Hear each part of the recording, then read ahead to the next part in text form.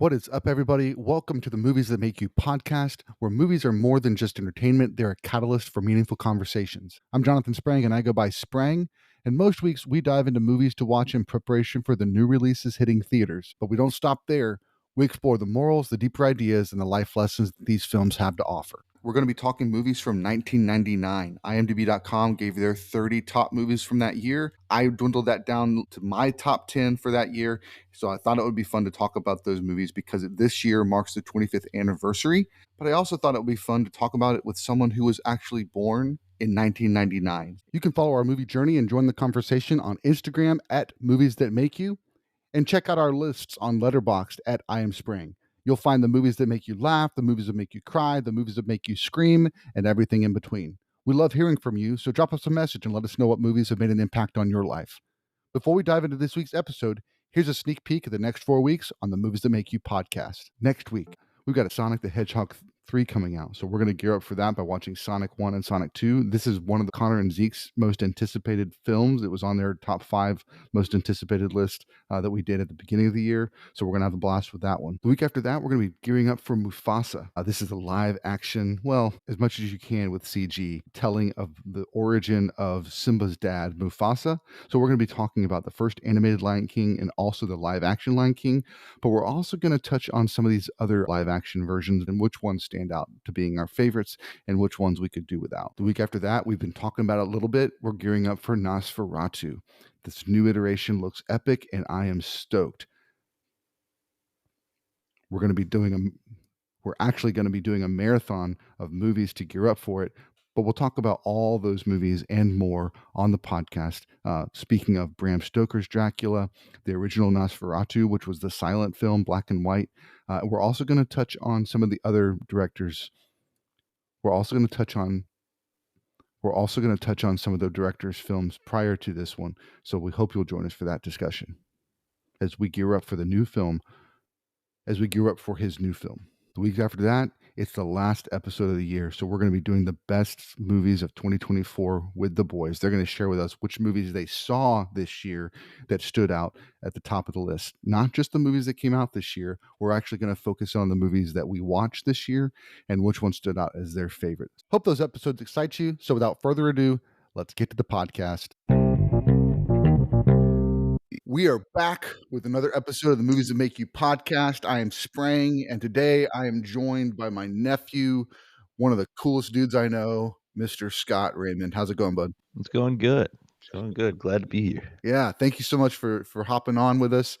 And it actually kind of came up kind of happenstance by accident that you would be on the podcast today.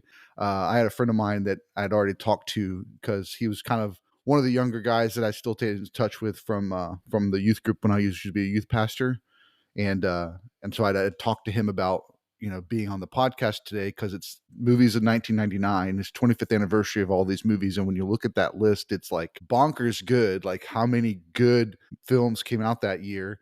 Bunch of heavy hitters. Yeah, absolutely. So I thought it would be fun to talk to somebody that was like born around that time to get their perspective on it, because it's kind of like, okay, these movies meant something to me. How do they hit with someone that's younger that was actually born close to that? And then I was sharing that at our club, our whiskey club, and you're like, well, I was born in 1999. I'm like, well, that's perfect. You want to join me? And then Grayson wasn't able to join us. He's going to join us for the Nosferatu episode, but you were able to join, and so super stoked to have the conversation today. Me too. Yeah.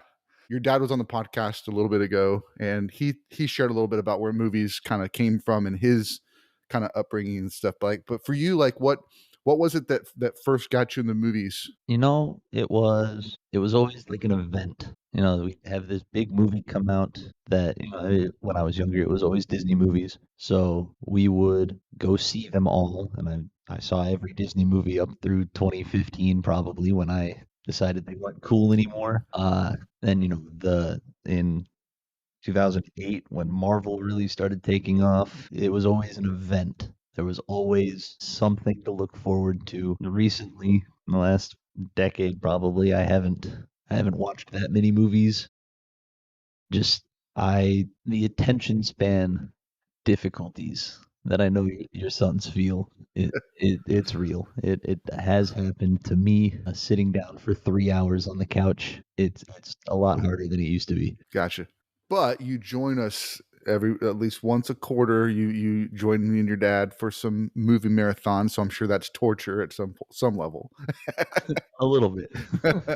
But one of the things that we've done with that is a lot of it is movies you haven't seen before. So Yes. there's that level of your dad kind of wanting you to see that. And that's one of my love languages is like sharing things I love with the people I love. And that's a lot of what this podcast is. In a lot of ways, it's me sharing with the boys, like, I love these movies. I want you to love them too, or I want you to enjoy them Yeah. and tell me what you think. And that kind of actually played into a little bit of this episode because I sent you the list. IMDb generated a list a couple months ago of like the top 37. For some reason, it was 37 movies. I don't know. Top 37 movies of 1999. And that kind of triggered me to like say, oh, that would be awesome to do an episode on that. And then we got to kind of talking about it and looking at the list. And I realized, well, the top 10 of that list aren't necessarily my top 10 of that year. Like there were some good ones on there, but wasn't necessarily the ones that like really resonated. And so I was like, hey, what if, do you mind if I kind of update the list to be my top 10? And so we did that, and there were still some that you hadn't seen on the list. So you had said you wanted to try to get through all of them. Which ones did you make it through? Which ones did you have to leave off? Well, looking at the list, I mean, starting at number one, obviously, the Matrix is a classic. I've seen it with you twice, seen it probably a dozen other times on my own. And that's probably the biggest issue that I have with movie watching is if I've seen the movie and it can't captivate me because I already know the twist at the end, like I already know what's coming. It's the rewatchability is the hardest part for me. But I mean, I know you can talk for hours on the Matrix. Yeah. You've done an episode on the Matrix. Yeah, we've done 3 this year actually. Because I did well, I guess not 3 dedicated episodes. We did Dad's Top 10, so it was on that, and then Jacob and I watched it together, and then I did an episode on it with a buddy of mine, actually a listener of the podcast, just for the anniversary of the Yeah. day it was released. So we did the release date, we did the watching it with Jacob, and now we're doing the best of 99. So it'll have some conversation going for sure in this one. Fight Club is one of those movies that I mean the movie's fantastic, but watching it again after knowing how do we feel about spoilers on here? Spoilers are good. Okay. We'll give a warning. Yeah, Okay. yeah. Spoiler warning. Yeah, for all the movies today. I mean, Fight Club, watching Fight Club again after knowing that one of the characters doesn't exist at all. It is a little hard to rewatch. Same thing with The Sixth Sense. Arlington Road was one of the ones that I didn't get to. Okay. Austin Powers is just it is a classic. It's one of the more stupid funny, Right. and I could watch that a lot. Talented Mr. Ripley is one of those movies that I saw a long time ago.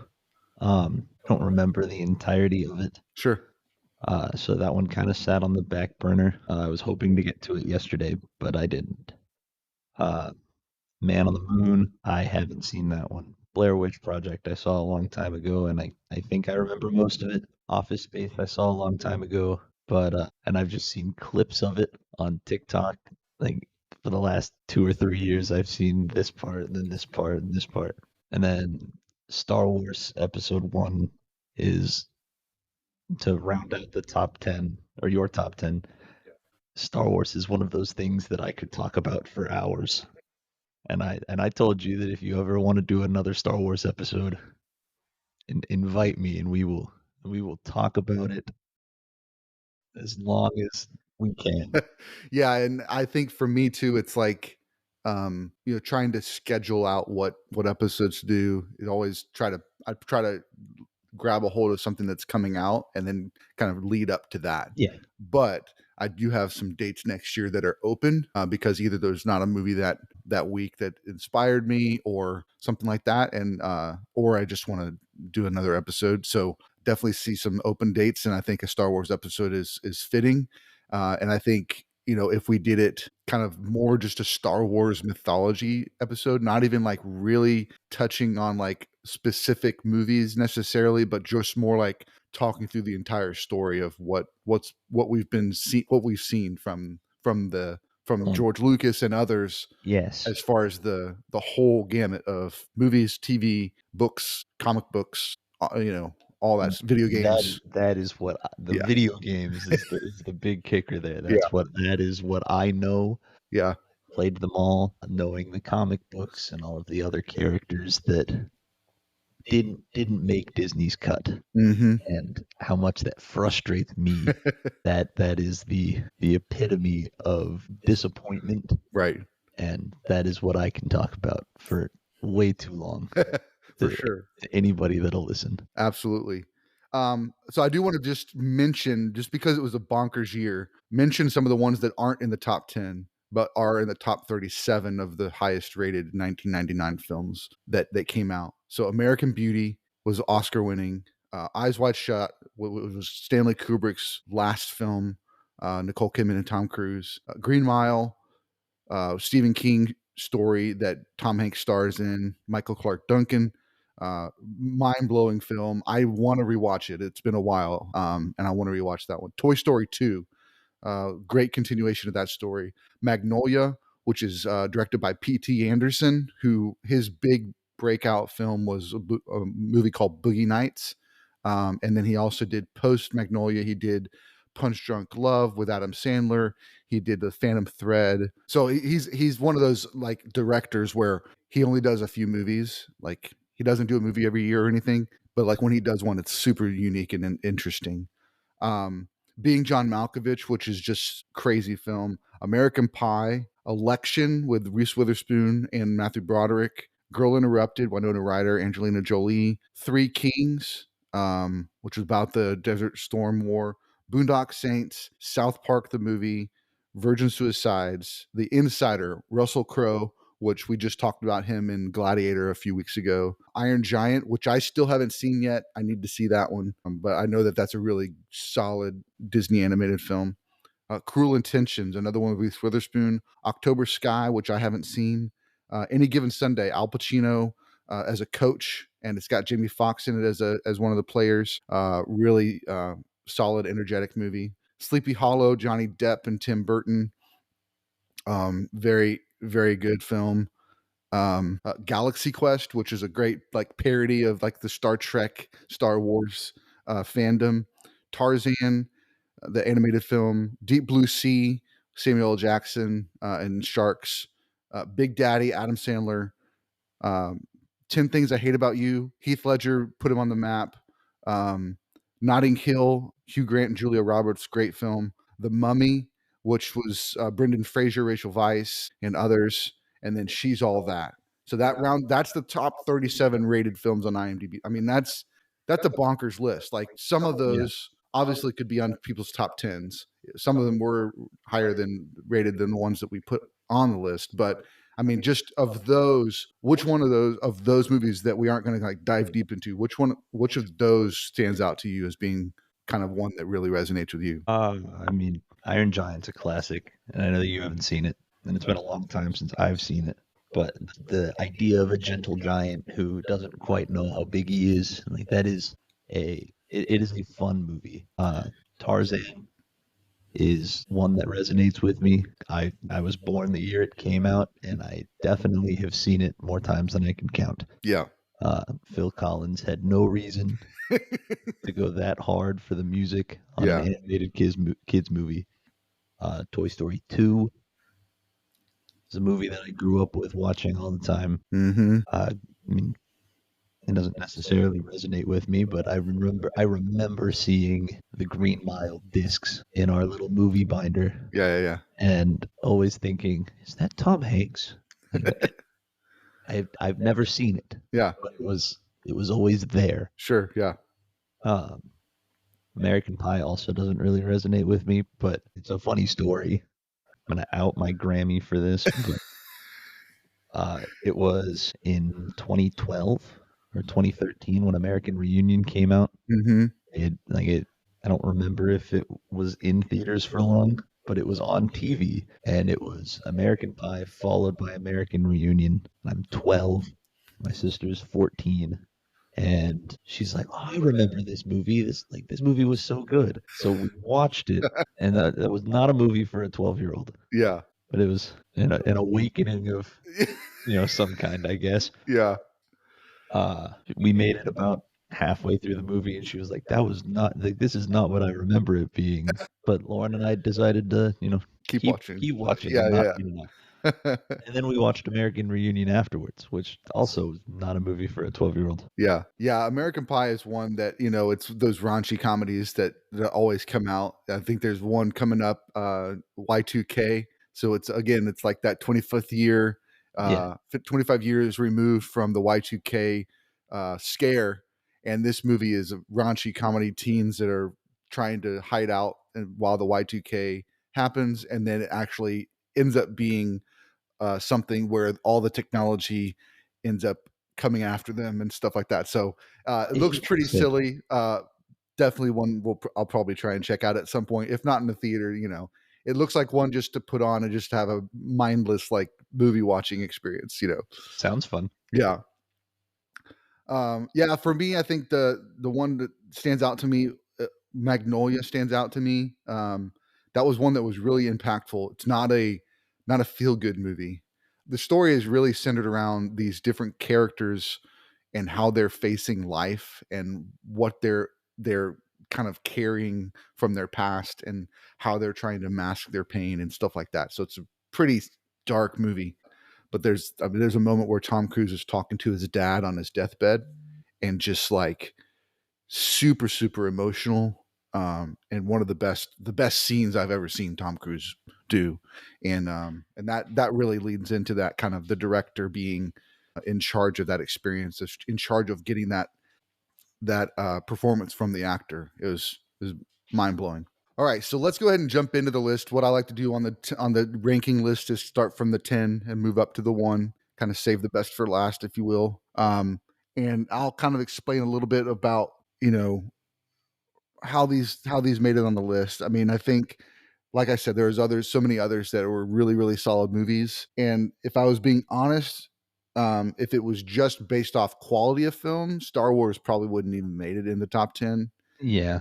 But it's Star Wars, and so for a list of mine, it's got to be on there somewhere, And so it's partly it's quality of the film, the impact of the film, and I think because Star Wars is a part of my nostalgia of being a child, it's going to make the top 10, even if it is the number 10. So let's talk about that one first. Star Wars Episode 1, George Lucas, long hiatus between Return of the Jedi and Episode 1. Never knew if we were going to really get the Star Wars movies after the original 3. But we always knew that there was a plan for a trilogy, pre-trilogy and a post-trilogy from that. After Empire Strikes Back and it said Episode 5, and we're like, okay, there's something else going on here. He's got more story to tell. And I think the story that I remember as a kid always was like he didn't have the technology necessarily at the time to make those first 3 because it was epic in scope. It was droid army and all that stuff. And while I could nitpick on the acting, the script not being excellent, the ways that he changed movie making, you can't discount. Because Episode 1 was the first time we saw a lot of that stuff. The green screen being used so heavily, entire scenes with nothing but CG in them, but they look realistic. I mean, we saw things in that movie that we had never seen before. What's your kind of take on Episode 1 in particular? Well, I'm just gonna touch on it, save it for another episode. But when it comes to Star Wars watch order, 1 is always a take it or leave it kind of thing. Um, I think you should watch it. The introduction to Anakin as a kid and how he develops with his first loss, like being taken from his mother, that disconnect. I mean, it is very impactful to where he ends up. Yeah, with the script and the loss of Qui-Gon there, it's kind of hard to watch. And so with the watch order, I always think of it through the terms of if somebody hasn't ever seen Star Wars, if they Yeah. know nothing about it, they don't know that Vader is Luke's dad. Yeah. Where do you start watching? Yeah. I'm 4 or 5, so that you get the big Yeah, reveal. yeah, you definitely need to get the big reveal first. And then I'm with you that you could skip one, but normally it's one, two, Yeah, three. four, So five, you get one, the two, three. prequel is like the how did he become, Vader? And then you end with 6, and then the sequel trilogy you finish there. Um, and the way that I introduced it to Kristen was actually 7 first, because she's Okay. not a huge, like, she wasn't very into like the 80s 70s movies, because it's like it looks old and it's not, the graphics aren't great and all that stuff, so it Yeah. just it doesn't grab her attention as much. And so I said, well, let's start with Force Awakens, because it does kind of reintroduce you to the world of Star Wars.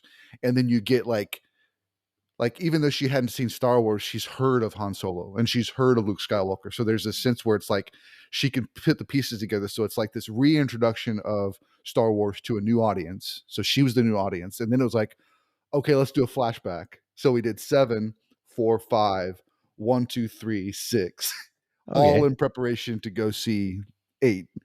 So it was kind of like this kind of trying to get her interested in the world with Force Awakens and having a female protagonist, and then introducing to Han Solo, and it's like, okay, let's see where they came from, and sometimes episode 4 is a hard watch too, I because agree. in the current way that movies are made, it's fairly slow at the beginning. And I remember even as a kid, like I didn't really care about what's happening.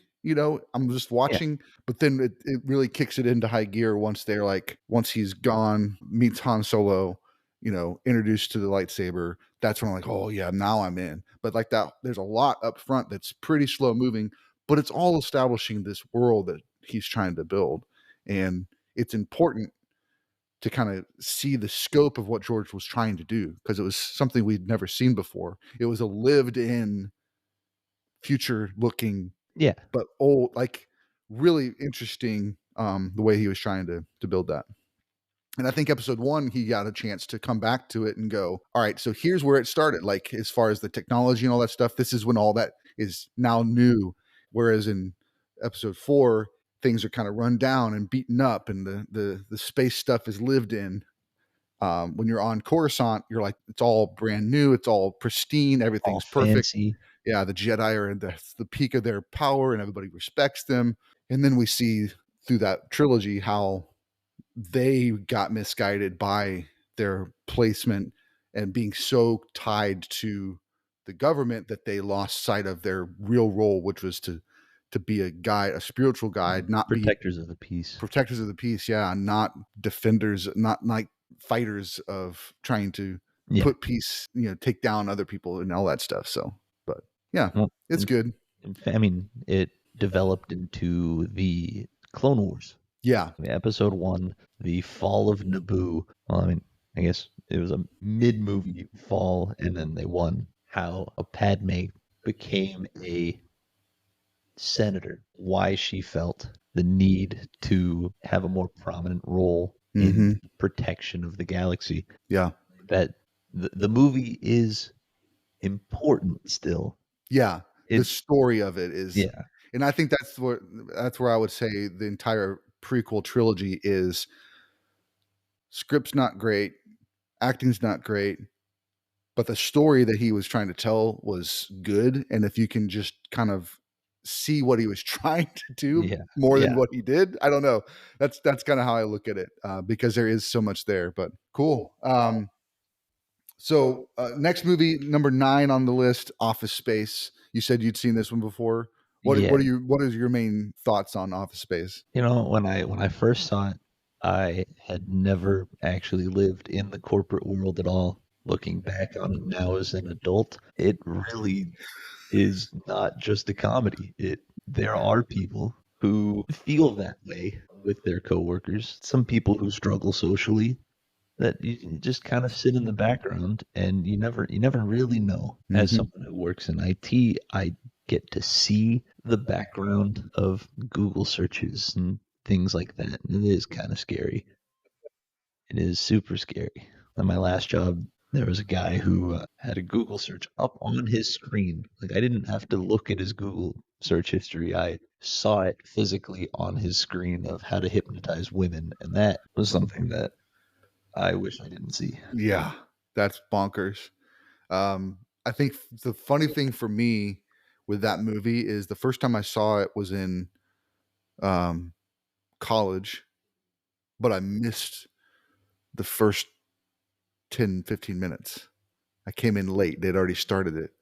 And so I didn't get any of the humor. I mean, it was funny Yeah, still, yeah, but the whole fact of like the point of the movie is that this is a guy who's tried to be great or tried to be the good worker his entire life, and then he gets hypnotized to not care because he cared too much. And yeah. then that's the setup for the all the jokes. And I just was it all went over my head. It was funny, but it all went over my head because I'd missed the first 10, 15 minutes. And then when I watched it again, I was like, oh, that's That funny. that makes sense and that's funny. Yeah. And I mean, of course, being in college, I'm kind of like with you. I had not lived in the corporate world at all, and so I didn't really relate to it too much.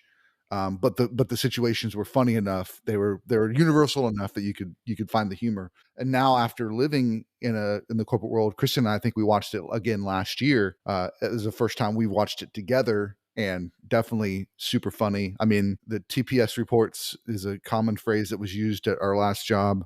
When corporate comes in and it's like, you're on a report and you don't need to be on a report, or you this or that. Like it's like reports are the way that we understand how the business is running, but for the people on the ground floor, it's like, I'm just trying to do my job, leave me alone, stop talking about reports, and then like just the classic line, what would you say you do here, which is great setup for him to go, well, I come in and I drink some coffee, I look at my computer for a little bit, try to act busy, then I go talk to some friends and like just completely honest. And they're like, wow, this guy's really transparent. We should put him in management. It's like, It's all about looking busy. yeah, yeah. But I mean, and of course it ends with the a guy, the guy you were talking about that's kind of lives in the background and doesn't really is socially awkward and all that stuff. He's the one that ends up coming back to the office to take it down and burn it to the ground, Yeah. because he was treated so poorly there. But I think Jennifer Aniston's in that also as Yeah. the girl next door that's the waitress at the Applebee's, that you're even seeing the hierarchy of an Applebee's and how her manager is treating her, and like, so, oh, you don't have enough. I can't remember the phrase that they used, but you don't have enough pins on your suspenders. You need to be more energetic. Like she's like, I'm just trying to make a living. Like I'm just trying to do my job and go home. So Yep. it's this interesting kind of parallel between the two. Cool. And you said you had watched Blair Witch Project. A Um, long time ago, yes. so what was your take on that? I think I was in middle school when I saw it. That was a scary movie. I like how it was structured with it's all just footage that was found. So the storytelling isn't necessarily as linear, but I don't remember much about it. Okay, but you remember it being super scary. Yeah. Yeah, and for me, we just talked about it on our um it made my top 10 horror films of all time because of it was kind of the first found footage film to make it mainstream, found footage horror film, and it pretty much launched an entirely new subgenre of horror films. And so many have been done since then. And it offers a unique experience to the story. Even if you know going in it's not real, the experience of being shot in that way feels more visceral. It feels real. And so it can have that sense of horror and scare a little bit more than just when it's just shot normally, like with cameras, and on dollies and things like that. Um, and I think for me too, like the big scares of that, I mean, is the fact that you don't really see the scares. Like you don't see anything that's happening. It's all you're just seeing their reactions to it and then running away. I mean, the one that comes to mind is when the people are like shaking their tent, you know, in the middle of the forest, and they run out of the tent. You don't see anybody. You just saw the tent shaking, and then you're just in their handheld camera, like running through the forest, and it's shaking, and but you're trying to get away, and it's like, yeah, that's what it would be like. One of my favorite moments, and I think this is part of the fact that it was. I don't know that they had a definitive script necessarily. I think they had an idea, and then they were just kind of improvising a lot of it because they wanted it to feel more natural. So one of the moments in the film that's a big pivoting point for the characters in their relationship is they've been talking about this map that they had that was going to try and get them. That's how they're going to get back to the car, and they end up getting lost, and so they're trying to follow the map, and they can't get their way back. It's like they're walking in circles, all that stuff. Well, at one point there's a character that's like laughing, and she's like, what are you laughing at? And he said, I kicked the map into the river because it wasn't doing us any good. And I think in the way that I interpret that is that he was laughing because it's like, oh, this would be funny to throw into the story is if we lost the map now and now we have to figure, you know, and so Yeah. it's like there's that kind of rawness that you get in that. So I'm just interpreting that moment as that, but I think that it feels real, like that's most likely how that happened, even if it wasn't in my head. That's how it happened. So I definitely would suggest watching it again now that you're older, only for the sake of like kind of seeing if it still hits now that you've seen some more movies, you've seen some more scary movies. We just watched it when we started dating, and it's still impactful, and the closing moment is just creepy, not scary. There's no scares, there's no like scary villain or anything. It's just creepy. But the way that they set it up from the beginning of them talking about the Blair Witch, you know, to the end is like pretty clever. So cool. Next up on the list, Man on the Moon. So this is a biopic starring Jim Carrey as a comedian from the 80s named Andy Kaufman. One of the things about Andy Kaufman is that he was a very dry comedian. He was more about kind of like you were saying about movies or an experience. He's more trying to give people to get a reaction from him, to give them something that they weren't expecting, more than he was about telling jokes. So Okay. case in point, um, he comes on SNL, his first time on SNL as the musical guest. He got booked as the musical guest. He comes out and he's got a little 45 record player. He puts it on the record player. He plays it, puts the needle down, and it's Mighty Mouse theme song. It's playing. And then when it's the part where it says, Here I come to save the day, he does a big motion that says, Here I come to save the day, and then stands there still awkward the rest of the time. And he's just standing there, and then he gets some water and he drinks some water and he puts it down and he's just standing there looking awkward the entire time. And then when that part comes up again, he does the big hand motion and he sings it really loud, and then he stands there again. And then when it's done, he takes the needle off, packs up, and leaves the stage. Like that's I an example of his sense of humor. Okay. Yeah, I think I've seen clips of that. Yeah. I mean, another bit of him is that he had a character that he did that was a Vegas lounge singer, and everybody knew it was Andy. And then he's doing a bit, and then Andy comes on stage because he had gotten his friend to play the character. So he does this whole bit where he plays the lounge singer, and he is that lounge singer. When he's in that outfit, he doesn't break character, and he's a jerk and he's mean. He was on a show. Andy Kaufman was a regular on a show called Taxi with Danny DeVito and Christopher Lloyd and those Yeah. guys. And he was a mechanic in the taxi place. Well, he got a guest spot as Tony Clifton, and so he comes on set as Tony Clifton the entire time, and nobody knows that it's Andy. And he's treating everybody like garbage the whole time. And like that's his sense of humor. It's like this outside of the box, completely outside of the box, but he's just trying to give you something you've never seen before and to get a reaction out of you that is weird and odd. Last story I'll tell. Andy Kaufman ends up doing a entire arc for his comedy where he talks trash to female wrestlers, and he goes in and wrestles the female wrestlers, and then Sounds entertaining. he wins, and then he's taunting them and all that stuff. Well, then he goes on David Letterman, and there's a actual like a male wrestler, Jerry Lawler is his name, and he uh he's on the talk show, and Andy Kaufman comes out and is like talking trash to him and saying, I'll whip you too. And then they get in a altercation on the David Letterman, on the Late Show with David Letterman, like, and it feels for real. And then they're gonna fight in the ring, like for real.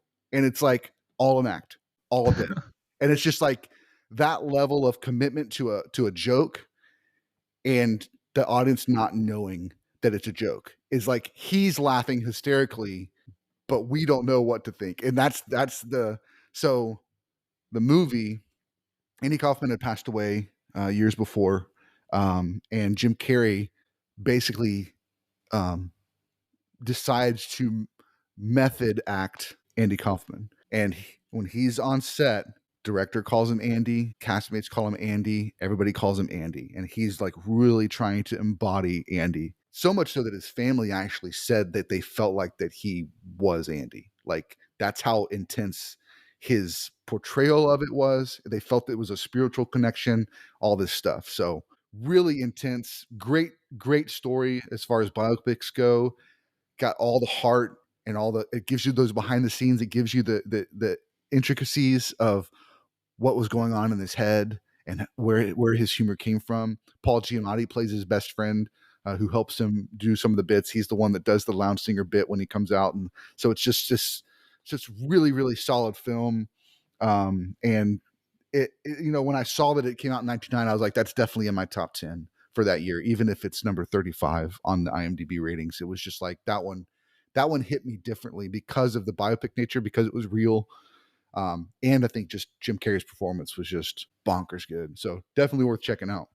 Next one up, you said you have seen, but it's been a while. Talented Mr. Ripley. What's your thoughts? It's intense, and it does resonate a little with the trying to be something you're not, knowing. Like if you know a little bit, you can take it and go a long way, and pretend like you really know what you're talking about, knowing who you're pretending to be. Yeah. Being able to put on that facade it's a talent. Yeah. I've got it in our marathons list, and to be included with like Catch Me If You Can, Talented Mr. Ripley, and then I can't remember the third one is, but this idea of like what it means to like trick everybody around you. Yeah. I think for me, this came out in 1999. I think Good Will Hunting was maybe just a couple years before this. I And so believe Matt Damon kind of came on the scene with that, and he didn't stop acting. Like I remember seeing an interview with him for like 3 or 4 years. He didn't even have an apartment because he was acting one set to the next set. But for me, this one hit too because it was a darker role for him, and we hadn't seen him play that type of character before. Similar to like when you get to the point where he's playing Jason Bourne, and you're like, oh wow, Matt Damon playing an action star. That's interesting because it was his first time. Now you look at Matt Damon, you're like, well, of course, yeah, like he's great. But when he came out, Jason Bourne, you're like, this is different because he had done just dramatic roles up until then. But this one for me was a darker one. One of the really impactful scenes for me was when he's singing My Funny Valentine, and he's doing in the voice of the classic singer, and you're just like, he's just embodying that voice, and you're kind of seeing the things being planted. Like he really is good at impersonating, and ends up impersonating characters in the film. People go missing. Oh, speaking of Good Will Hunting and starring Robin Williams, this one also has Philip Seymour Hoffman in it. As one of the other friends of that friend group, Gwyneth Paltrow, Jude Law, they were all friends together. And then Matt Damon's character kind of comes in, kind of infiltrates that friend group, latches on. It's kind of, all that stuff. But I really, really like that movie. Kristen hasn't seen it yet, so definitely one I want to watch. Jude Law, Gwyneth Paltrow, great acting in that. as well. But just like, man, really, really good. All right, another comedy. Another comedy. We've talked about Office Space, and this one is uh, Austin Powers, The Spy Who Shagged Me. This one came on the scene, and I had never. I mean, I'd seen all the Bond films, so for me, like Bond was like cool. I guess I hadn't seen all of them in 1999, but I'd seen enough as a kid on like TNT Saturday mornings or Saturday afternoons or whatever. And Thanksgiving week, November was always the Bond season on TNT, and they'd show back to back to back, all the Roger Moore ones. And then it was when I got older where I actually went back and watched the other entries into that series. But like just a straight up, it felt like just a straight up spoof of Bond, including the Dr. Evil and all that stuff. Yeah. The fact that he played both the antagonist and the protagonist is just hilarious, and it just so many. And I mean, it's no telling how many times you've had at least one of the lines quoted to you. Oh, yeah. I don't even know where to begin. Scott, Scott. Yeah. Yeah. Yeah, Dr. Evil doing the Macarena. I'm hip. I'm hip. How about no, Scott? I'm sure. I mean, Oh, yeah. they're all there. Tell us a little bit about that. About your like what you liked about the movie. What it did for you. Well, I saw the Austin Powers movies for the first time 3 years ago, and it was always like it was quoted, or like in my head, his his little catchphrase that he says was Mm-hmm. always significantly drawn out in my head. It was like, "Hey, baby," and it really wasn't, but in Yeah. my head, like that's what I remembered. Mm-hmm. Uh, and I went and I said it to one of my roommates, and he was like, "It doesn't sound like that." I was like, "Yeah, it does." Like it became an ongoing joke, and we'll Yeah. still joke about it today. But he was like, "Well, we're gonna watch it." So we sat down and we watched the first three Mm-hmm. all like back to back. We did a little movie marathon, Yeah. and they were just funny movies, Yeah. and I'd watch them again. Yeah, I think each one has its own like little bit that's just great. The initial one establishing the characters of Doctor Evil, and in the Bond films, the main villain for the first few movies doesn't show his face, and he's got the white cat and he's petting the white cat, Yeah, and it even kind of plays into like for me as a kid watching Inspector Gadget, it was the same thing. Like the main villain's there and he's not showing his face and he's petting, he's got a cat and all that stuff. So it's interesting how these things kind of pop up. That's kind of this homage to Bond. But then I think the second one, you introduce the mini me, and that relationship, and then of course that getting in the way between Scott and Dr. Evil and their father son situation. But like that's the one I think they go back in time in the second one, right? And yes, so Rob Lowe comes in and plays Robert Wagner, number two, as a younger version, and just does a spot on, like perfect impression of Robert Wagner as number two. And then the third one, you introduce Fat Bastard, which is a Scottish guy. Get in my belly. Like there's just so many, like just in those movies, so many one-liners, so many quotes that I'm sure your friends have said. I know yes. that for me, it was like it was all over the place. Our joke pool or our joke list got so much larger whenever those movies came out because they were so great. Um, I've heard rumors that they might try to come back with a fourth one at Ooh, this point. So it'd be interesting. I would give it a shot. I'll say that because I think that there's something there about an aging spy, and that would be kind of funny. But like one of the Indiana Jones, and yeah, one which of they've done twice. right. One of the other jokes that we still use all the time is evacuation com evac oh, oh, whenever he's peeing after being frozen for the number of years, and it just keeps going, and it's one of those where I think Family Guy took that joke and kind of does it every episode where it's like there's something that just like is like just drawn out forever and ever and ever and ever. And it's like every time you think it's done, nope, it's still going. Okay, let's move it along. Futurama had an episode like that. Yeah, yeah. Zoidberg was in surgery, and they were like, "All right, stomach contents, deviled egg." And they set it aside, and he went, "Ooh, a deviled egg," and then ate it. And then they pulled it out, stomach contents, deviled egg. And I saw a TikTok video that somebody took that and then just cut it and did it over and over again. And it was a 10-minute long Yeah, video, where it's the same. Yeah. the same exact thing. And I probably watched it for 3 minutes and went, Oh, "I think this is edited." yeah, they got me. That's hilarious. Yeah, definitely a good one of those good comedies. Funny names too, which also is a spoof of the Pussy Galore is from Bond, from Octopussy film. The girl, well, in Austin Powers, it's Alata Vagina. Yes. That's not even close to a name, but yeah. So funny film. We have not watched that with the boys. That's probably going to be a little bit later. Even though it's PG-13, it's just like there's just a little bit of a layer of that type of humor that particularly the younger kids aren't. We're not ready for them to get that. So cool. All right, next film up on the list. I think it's number 4 on the list for me. 1999 movie. You said you didn't get a chance to see. I did not. So I don't want to spoil it for you. Okay. But it's one you got to see at some point, and maybe we can get it into a marathon. I'm sure I can find a way to get that into a themed marathon. Arlington Road. I'll just give the basic premise. Jeff Bridges plays a college professor that is teaching on terrorism. And it's after this film came out after the Oklahoma City bombing. And so they actually used clips and images from that in the film, gave it a little bit more of that kind of visceral nature, felt more close to home. And so he's this guy that teaches on that.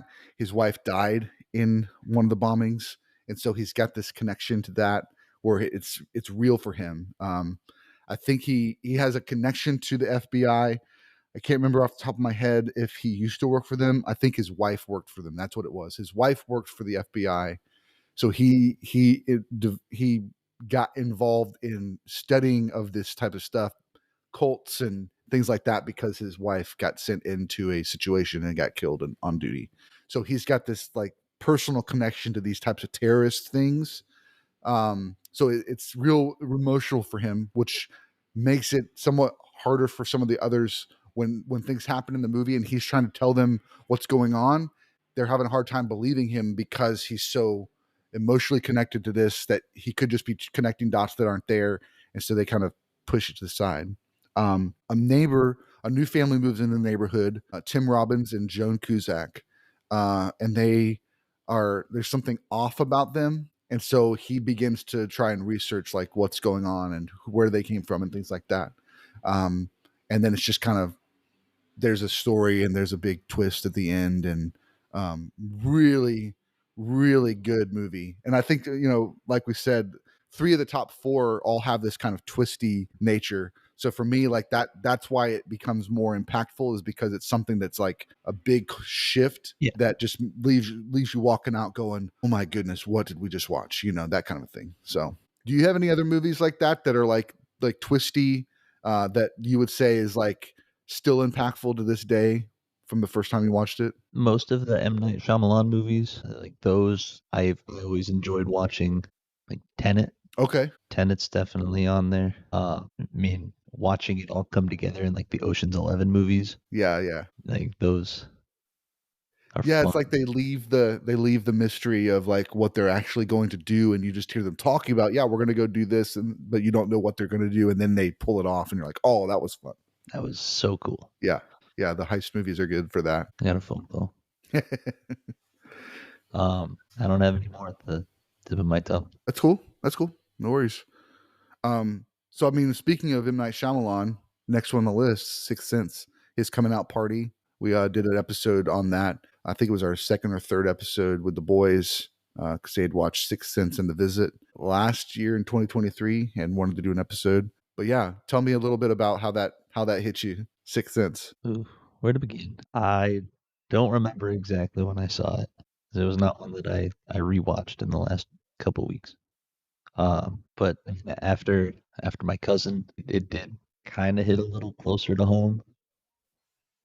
Um, idea of seeing dead people is it's a tough one to wrap your head around. Bruce Willis plays the kind of the counselor that is helps people, and then at the opening scene, we see that there was one kid that he couldn't help that ended up coming in and shooting him. He's laying on the floor. We think he's just incapacitated, and then he's in the next scene, so he must have lived through that. But then of course we find out at the end that he's dead. But I mean, yeah, so many quotes though from that, like the one, I guess, big quote that everybody started saying, and it's permeating all of culture, is "I see dead people." That ends up being something that resonates even to this day with our kids. They've heard that quote even before they'd seen the movie. Oh yeah, It's just all over the place. It's in the new Kendrick Lamar song, right? It's crazy how much that film like changed, of course, M. Night Shyamalan's life, but it changed like movie making. It really impacted the world big time. And then you mentioned, what are some of his other movies that you like? there was Glass, Split, Yeah. and Breakable are the most notable. Old Oh yeah. Fairly was recent. Yeah. fairly recent. Yeah. We went and saw that, and I think it's kind of the on his. I feel like his movies have a before Bloomhouse and after Bloomhouse. Um, because he got through a lot of his movies, got to After Earth. He did the Avatar, The Last Airbender Terrible as that movie, which was. is bad. So it was like this sense where he had hit the ground running with Sixth Sense, and then I think The Village was next, and then these movies that were great, and they have a very like very similar nature to them. There's this horror-ish element. There's a twist, and it all became like, okay, I think maybe Signs was second. I can't remember if Signs came, but anyway, it's those first three are like really really solid, and then it kind of goes down from there. But then with the visit was his first one that he did with Jason Blum and Bloomhouse. And so that ends up being kind of like his comeback. And it's like, okay, let's get back to simple storytelling and not this kind of big epic storytelling, because he kind of dropped the ball with those. Um, and so now the visit, but then like some of his newer ones, like we're seeing him do some pretty cool things. He just had one come out this year, even with Josh Hartnett, called uh, Trap, where it's Josh Hartnett plays a serial killer that's now the cops have set up a trap for him at this kind of uh, concert that he's taking his daughter to, and it's him Yes. trying to get out of it. I haven't seen it yet, but it's like I want to see it. It just didn't hit at the right time for our October series, but we'll definitely try and watch it with the kids. Being PG-13, we think it'll be okay. And M. Night Shyamalan, he doesn't usually have a whole lot of stuff in the films that are too bad, but yeah, I mean, I think he's one of those filmmakers that like whatever he's doing, like I want to watch it. One of the ones that kind of got a lot of bad press was Happening, which was kind of like people thought was kind of the downfall for him. But I just saw some clips recently where they were basically like, we need to rewatch that movie because he was doing some really cool things in that. So that might be something that I'd watch in the near future. Try and do the M Night tour, see what the high points are, see what the low points are, all that stuff. Cool. Anything else on M. Night Shyamalan? Any other movies stand out? After Earth, Okay, I think, is the only other one that I've seen. gotcha. I haven't seen The Happening, and I haven't seen Trap, Okay. but I didn't realize that Trap was one of his movies. Mm-hmm. So it's definitely on my list. Yeah. And the interesting thing too about his movies recently is that he's paying for them himself. So Knock at the Cabin was also him a couple years ago that came out. It's a pretty good movie. Um, I enjoyed it. It's not on the same level as like Sixth Sense. I think that's the thing that everybody's going to compare it to, and I don't think anybody's ever going to hit Sixth Sense again. I think that the trick with that movie was just the the very simple. It was the twist is the thing that hit so hard because it was so shocking. Except for your mother, who figured it out before your dad and ruined it for him. But it is Well, what it hey, I is. mean, that's just how they watch movies.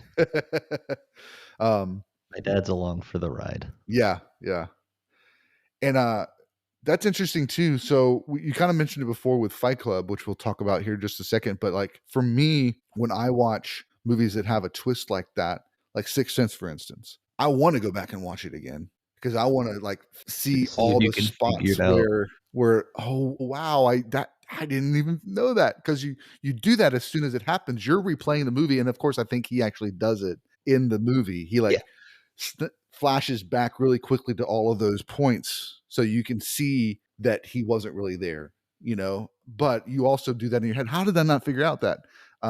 This is the second time he's come up on this podcast, but Nate Burgatz has a bit where he's talking about Sixth Sense, and he's like how mind blowing it is. He's a stand up comedian talking about how mind blowing the twist of Sixth Sense was, and he's like, it was easier for us to believe that we saw him shot in the first scene. You know, we see him dead in the first scene, but it was more believable for us to think his wife's just not talking to him than it was to think he was dead. Like that, that's the punchline for the joke, and it's like he's so right. Like it's just a funny way of interpreting the film in 2024. But yeah, so that's kind of, I mean, your dad and I actually, I don't think we talked about it on the podcast, but we talked about it prior to, like, for me, it's watching movies and repeating watching movies. A lot of times I want to share it with someone because it's so great and I want them to see it. So I have an excuse with Kristen. We first Yeah. started dating because she hadn't seen a lot of movies. So I was like, oh, you have to see these.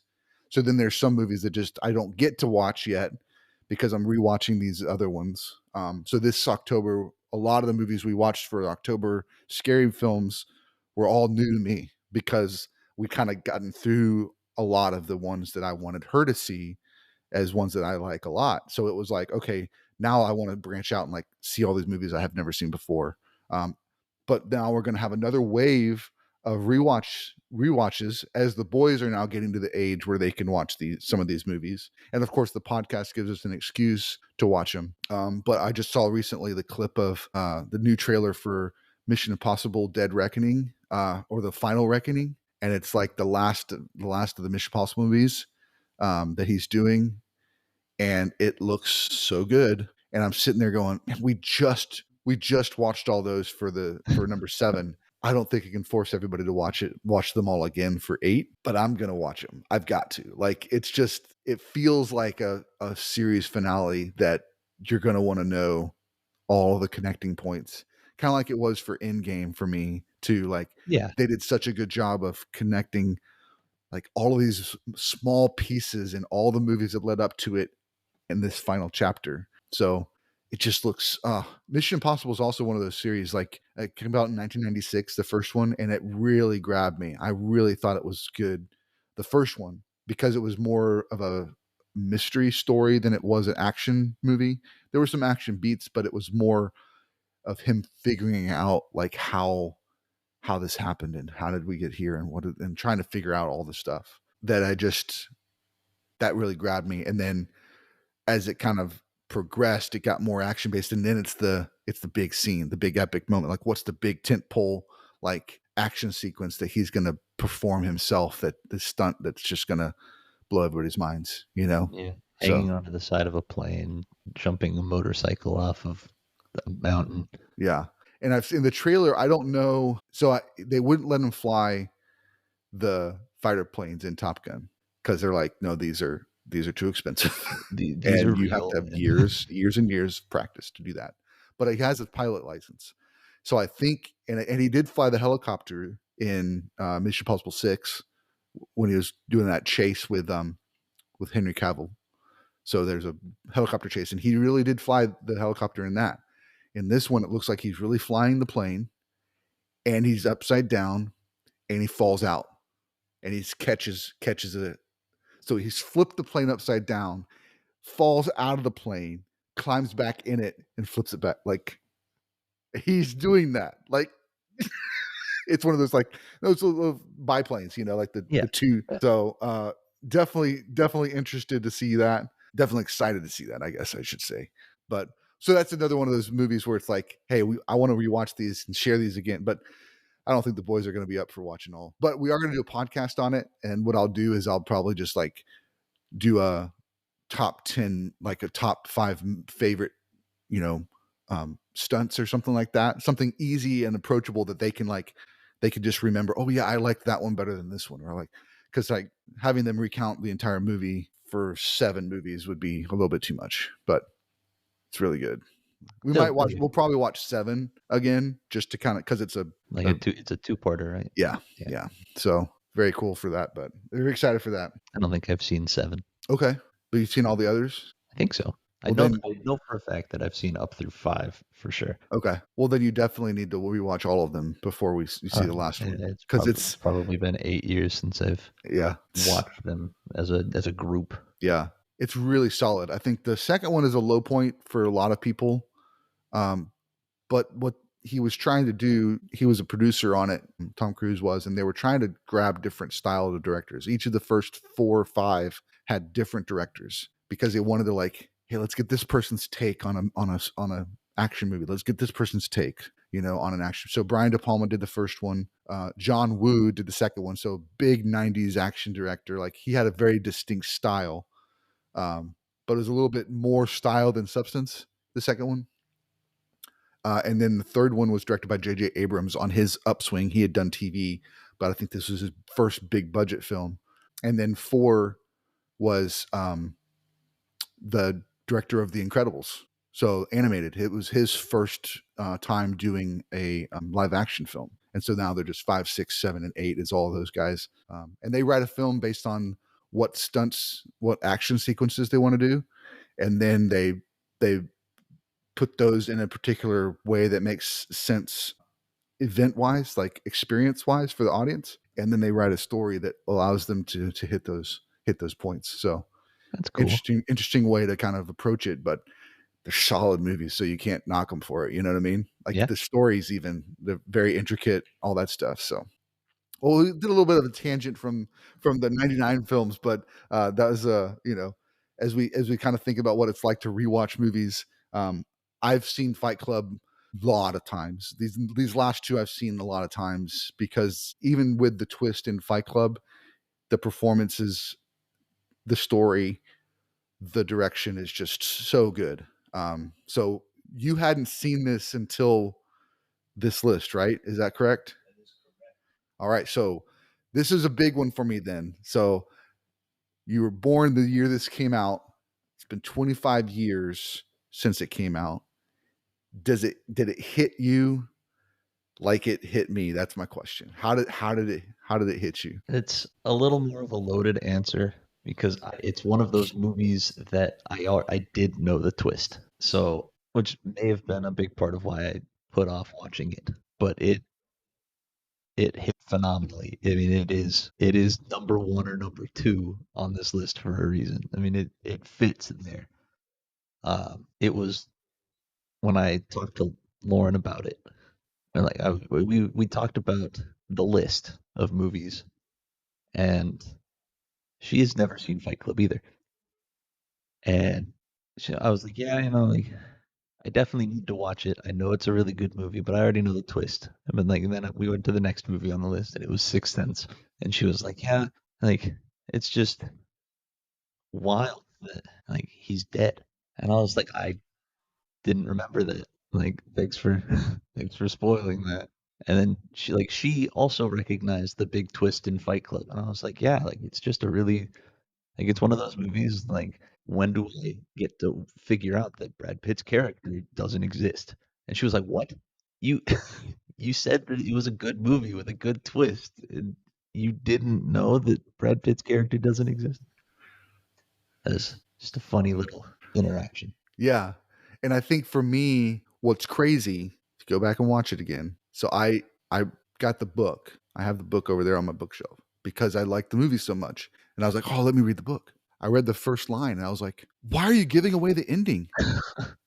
Because the first line is, I know this because Tyler knows this. That's the first line in the movie. Yeah. Like, it's so well done. The book, obviously, you don't really know what he means by that when you're first reading it. But I thought that he was giving away everything, and I thought like, what's happening? But it wasn't. It was he's setting it up, and he sets it up in the film as well. That's very early on. The funny joke about that too is he says something in the first scene. He does the you have anything to say? And then he's got the gun in his mouth and he mumbles something. He takes the gun out and says, "What?" Said, "I can't think of anything." Well, later in the film, after we get to that, after we see the whole thing and it gets to that point, Ed Norton says, "I still can't think of anything." And then Tyler says, "Oh, flashback humor." So if you aren't paying attention, Yeah. you I don't think I caught like that.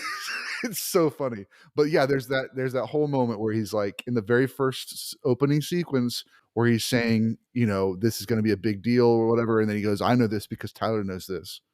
And then later in the film, he's like, "Sometimes I speak for Tyler, sometimes Tyler speaks for me." And you're just like, what? Like all of these clues that they're Yeah. spelling it out for us. He beats himself up in his boss's office in order to get, The you know, blackmail him. Yeah. blackmail him. He says, and for some reason, I thought about my Tyler and my first fight in the parking lot. So he's like, it's all of these clues that the writer is doing to try and point us to that. But still, when you're watching it, if you didn't know the twist, you aren't picking up on them. Yeah. Even if you know the twist, like I just said, like you're still kind of shocked by, oh, I didn't catch that. Oh, I didn't catch that. So for me, like when I talk about like the rewatchable factor, like I think Fight Club is still rewatchable, even with the twist, even with knowing what the big deal is, because there's so much good storytelling in that. It's like a masterclass in how to spell out a story and how to lead characters and lead the audience to having all these feelings. Because when you advertise the film like that, and I think even I've got a clip of Brad Pitt I'm going to share on Instagram where he's talking about like, yeah, it's about these guys that get a street fight club together, try to deal with the struggles of their real life. That's not what the movie's about. That's like so not what the movie's Not at about. all. But that was the selling point. It was like that's what this is. It's Brad Pitt, it's Edward Norton, and they start a club that they take out their anger on each other. And but then even from that, then it becomes Project Mayhem, and then it's like, okay, now we're doing like all of this craziness, vandalism, and stealing things, and I mean stealing the fat from the plastic surgery place, the liposuction clinic was just like gross, seeing the fat pour out and holding it and catching it. But it's like, they're making soap from it. It's just so bonkers. Like all those pieces, like none of it makes sense. Like none of it is what the movie's about. Yeah. It's just the things this character does to deal with the break in his psyche and like what he was dealing with. And I think it's the closing moment is epic with him and Helen Bonham Carter standing there. You met me at a very interesting time in my life. Oh man, so great. They actually have a graphic novel called Fight Club 2. I haven't purchased it yet, but I saw it at the comic book shop in Firewheel, and I was like, I want to grab that because I want to see where does this go next, because it could go anywhere. It doesn't have to be a repeat of the first, story, but yeah, so good. I feel bad that you knew the twist going in though. Like I think like, man, that's like knowing that Vader is Luke's dad. Like that. Oh yeah. That it's that level of like, you like the opportunity, the spoilers. But yeah, it's good stuff though. Still a great movie. Yeah. What were some of your favorite moments in the movie? Definitely him beating himself up in his boss's office towards the end when they were standing there in the window watching all of the buildings collapse, stealing the fat from the liposuction, and then all of the flashbacks of him beating himself up in the parking lot and seeing like the side by side of what we saw the first time and what we saw afterwards. I mean, it's phenomenal acting. Just a good movie. Yeah, absolutely. Absolutely. All right. Number 1, 1999. I don't think it was any question about what was going to be my favorite movie from 1999 because it's my favorite movie of all time. The Matrix, Keanu Reeves, Lawrence Fishburne, Wachowski siblings as the directors. Also got introduced to Carrie Ann Moss for the first time. We watched this. This was our first marathon together too. So this is a big movie for our relationship too. It's the first time we hung out outside of like a dinner with family. So Yeah. We did the red and blue cake donuts. We did Chinese food for lunch because that Chinese place has great noodles. How did it impact you at all, if at all? I think I can see it impacted me then because I had already seen it a lot. Watching all three of them within a day is something that I hadn't done before. So I guess that was a little more of an impact. Getting to see from start to finish, or what was start to finish, all at once. There are so many nods to the other movies. There were things that were built up in the first that come back in the second and the third. I wish black leather would, come back. Yeah. It's a cool way to dress. Yeah, for sure. That was it was the height of, like, I know goth is probably still a style now, but I think it's just style now is all over the place. Like Yeah, everything's mismatched. For me, the 90s, like the grunge movement and then the goth movement kind of coming out right after that. It felt like very much in the height of like that. Like it's like, okay, here's your superhero, like here's your poster child for dressing like that. But yeah, just for me, the impact, like I've said before, was more than just the movie. That I think there was so many parallels in the Matrix to a Christ story, like the scripture, a savior story. One of the other impactful things was listening to the audio commentary. One of the commentary tracks was 3 critics that hated the movies and then 2 philosophers that loved the movies. And so they're kind of giving basically the directors, we're not going to do a director's commentary. They said, we don't want to tell you what to think about these films. We'll let other people tell you what to think. And if you want to hate it, here's 3 people that agree with you. If you want to like it, here's 2 people that agree with you, and like, it's really cool. Yeah. So I watched all 3 with those audio commentaries on. And so there was a lot of insight brought from that exercise because they're seeing what the Wachowskis were doing under the surface, and they even said on that, they're like, we could critique these as films also, but we're here to talk about the philosophical points that the directors are trying to make. And it's the combination of kung fu, which growing up and seeing like all the old stuff again is like Saturday, afternoon, kung fu movies on TBS or TNT that's just kind of on rotation. And this is a common theme now for a couple of these episodes because it was like those cable channels just had this material that they were just kind of plowing through, just repeat on repeat. So the Bond stuff and now the kung fu movies. So there's like that level of, I always found that fascinating. And the Karate Kid also was one that grabbed me as a kid. So I liked that idea. Then you throw in the sci-fi nature of it. And then you throw in the philosophicalness of it, that like there's something philosophically happening and that's and it's on the mainstream and it's like the best movie of the year and everybody's talking about it. Like it really became a point where it was like it opened up conversations with my friends and stuff on what is that? How does that idea, that philosophy play itself out in our lives? And are there things that we can glean from that would influence our beliefs about God or whatever? So, and I think the series as a whole, the first 3, I feel like are ones that still resonate with me. I need to watch the 4th one again. I've said it on the podcast also before, but I want to rewatch them all to kind of get that, because I think there's something there that, 1 or 2 times seeing it when it first came out, stepping away and coming back to it and kind of seeing it in the scope.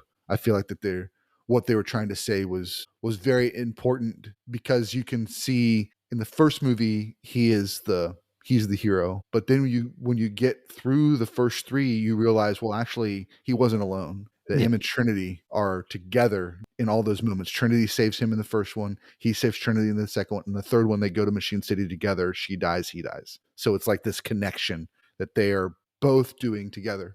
So to get to the 4th one, and now they're separated. They're living in this opposite kind of dimension where they don't remember each other. But then there's something that draws them back and connects them back. And then he's lost his oneness, but she still retains it. It's just there's something there. I want to watch it again and like really I need to watch it again. Yeah, it's good. Cool, man. Any other thoughts on The Matrix? I want to borrow your graphic novels for it. Oh yeah, absolutely. We'll grab them for sure. Yeah, there's 2. They did the Matrix comics, what they call it, and it's just different different stories from the world like that other people wrote, not just the directors. And so it's like they're like, write stories within this universe and we'll get them drawn and stuff like that. Have you seen the Animatrix? I know we watched some of them Oh for yeah, the I guess marathon. I've only seen the few that we saw in the I'll let you take marathon. that too, because that those are the same, a similar idea. 4 of the 10 were written by the Wachowskis and directly relate to the films. 2 of them are we watched were the Renaissance Part 1 and Part 2, which was like how we got from the birth of AI to now we're like at the start of the Matrix, like what happened to Yeah, like cause the fight. The kid was the one that was about the kid in the Reloaded movie that he said Neo saved him, and he's like reluctant to accept that. So that's that story. And then the 4th one that they wrote was the direct prequel to Reloaded, which was the last flight of the Osiris, showing how they found out about the machines digging, that they were coming for Zion, and how they got that message to the group. Niobe comes in at the beginning of Reloaded and throws down the sheets. The machines are digging. So the last flight of Osiris is that story, how they got there. So those 4, but then the other 6 were all stories written by other people, animated by other groups, just to like, hey, these are other kind of shared universe stories within the Matrix. And that's what I think is so revolutionary about what they were trying to do with the comics, the video games, the Animatrix, the movies. They're like trying to do the shared universe, but we weren't ready for it. And I yeah, think with oh, yeah. the second and third one not doing as well at the box office, I think that kind of. Well, it's the same thing with Star Wars. I mean, then again, I can talk about this forever, but all the old Republic stuff, just Yeah, all the cool stuff, all of the cool stuff. yeah. Like my sister always sees, or she used to see, like these who would win posts, Mm-hmm. and it's meant to incite a debate. And she didn't know any of the old Republic characters. And when you have Luke Skywalker versus Darth Nihilus, I don't think that's close.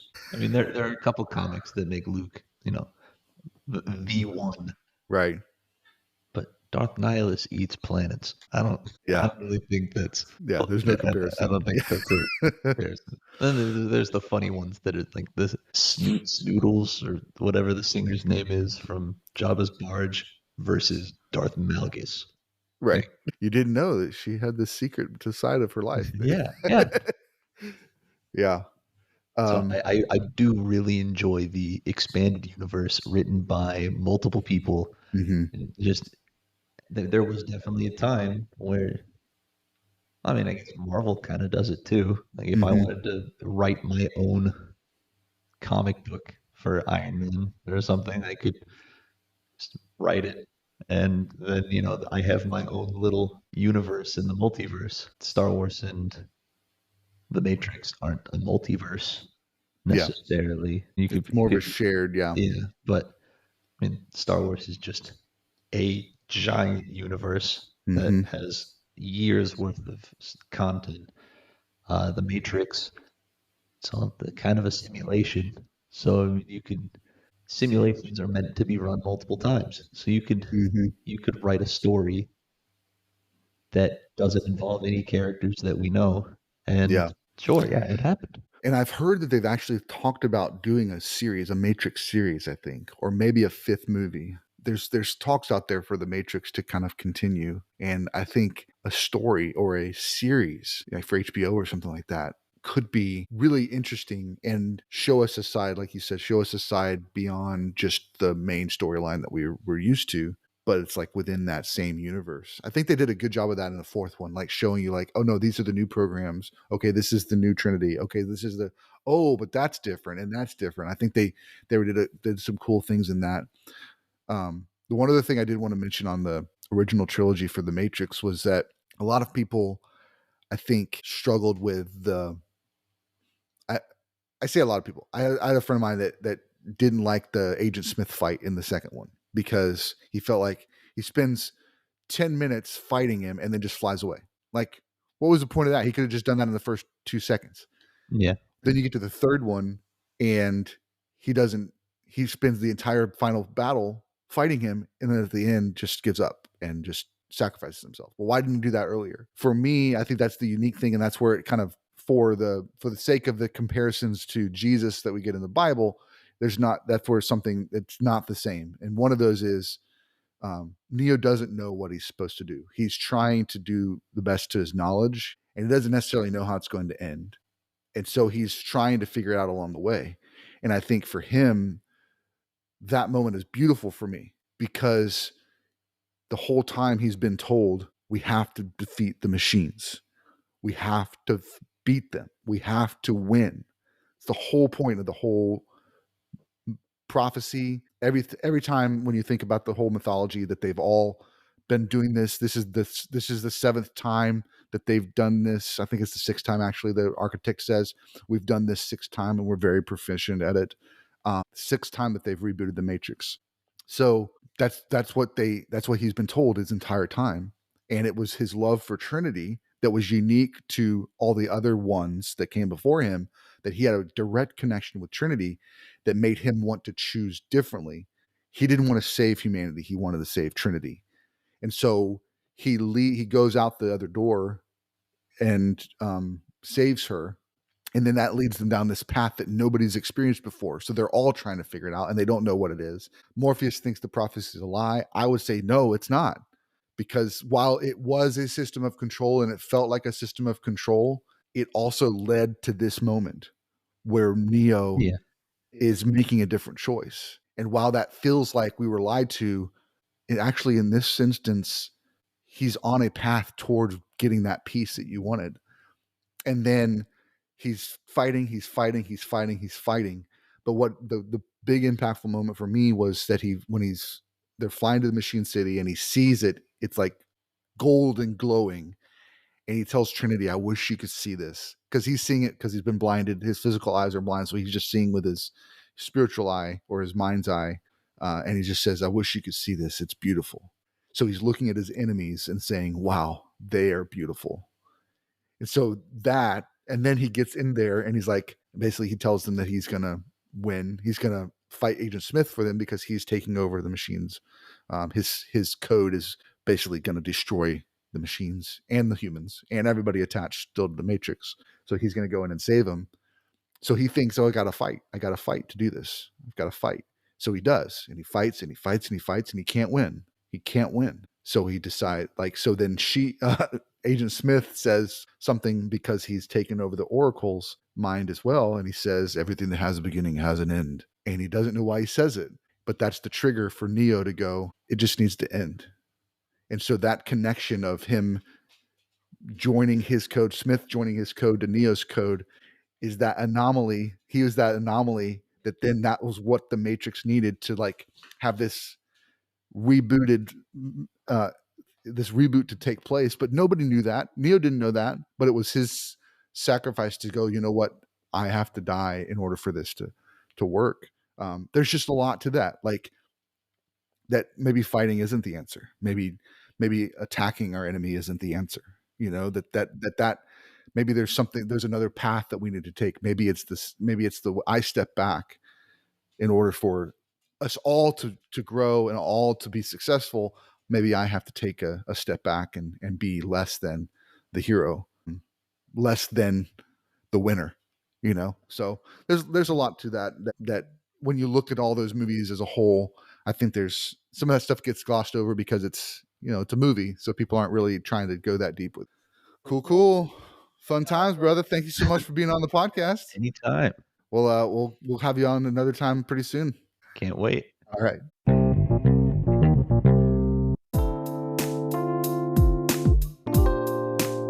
Thanks so much for listening to the Movies That Make You podcast, where movies are a catalyst for meaningful conversations. We hope you'll give us a like, a share. Let us know you were here over at our Instagram at Movies That Make You. And don't forget to subscribe so you never miss an episode. So until next time, keep watching movies.